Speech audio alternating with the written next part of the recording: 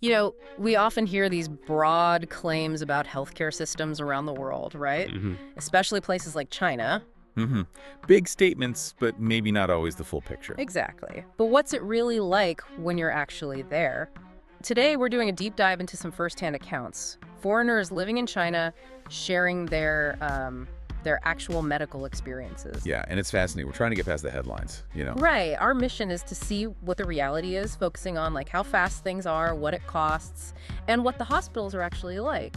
And these stories, they often really challenge our sort of standard assumptions, especially compared to what many experience in Western countries.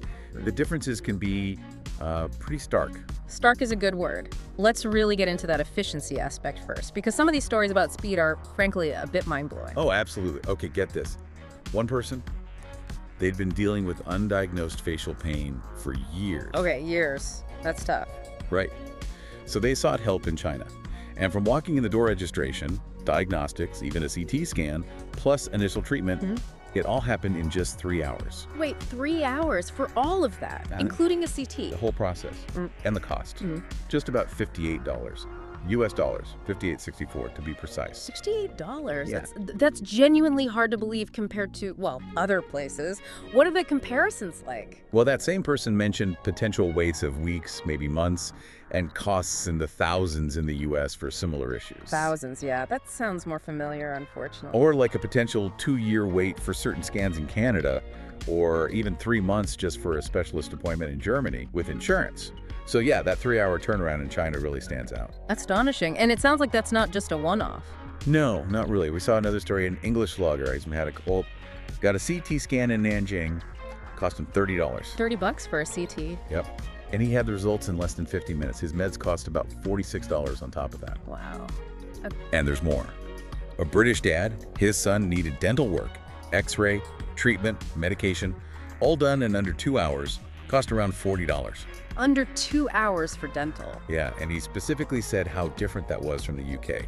The long waits, sometimes getting bounced around with misdiagnoses. So this speed, it's consistent enough that people actually trust it for serious things? Apparently so. We heard some expats even travel back to China for major stuff like gallbladder surgery, just because they know it'll get done efficiently. That's a huge vote of confidence. And a big part of that speed seems to be how you access care, right? No referrals needed. Exactly. That's a key point people kept bringing up. You can often go straight to a big hospital, see a specialist directly. None of that gatekeeping or referral paperwork you often find elsewhere. Which cuts out a lot of waiting time, A presumably. huge chunk of it, yeah. It streamlines the whole process. Okay, so incredible speed, easy access. You'd almost expect to catch maybe sky-high costs. Or perhaps the facilities aren't great. What's the story there? Well, that's the other surprising part. The cost is almost always mentioned as being remarkably lower. Lower, even without local insurance. Yes, consistently. Yeah. We saw a Reddit comment, someone from the US comparing a CT scan. California, maybe $1,200 to $2,000. Okay.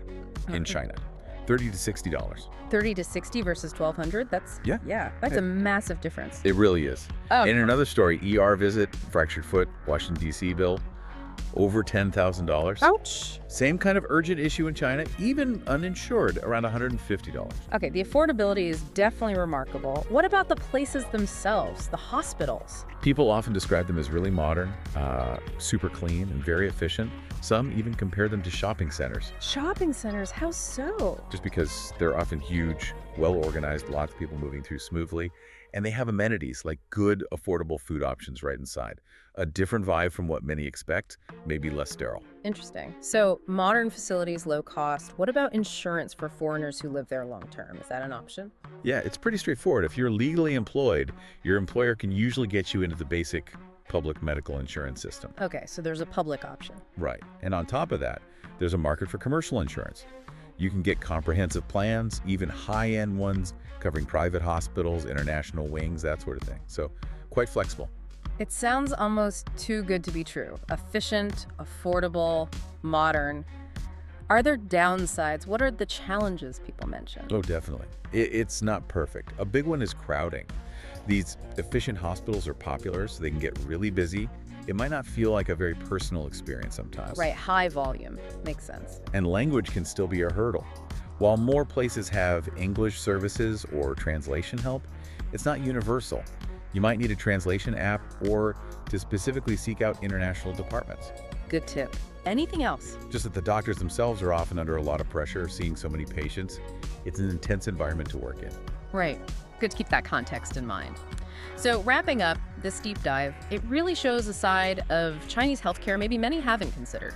Incredible speed, surprisingly low costs, and modern facilities. Yeah, definitely contrasts with common narratives, especially on wait times and affordability compared to many Western systems. It really makes you think, doesn't it? It does. And maybe the question for you listening is, how does hearing about this kind of system, its strengths and its challenges, how does that reshape your idea of what accessible, high-quality healthcare looks like on a global scale?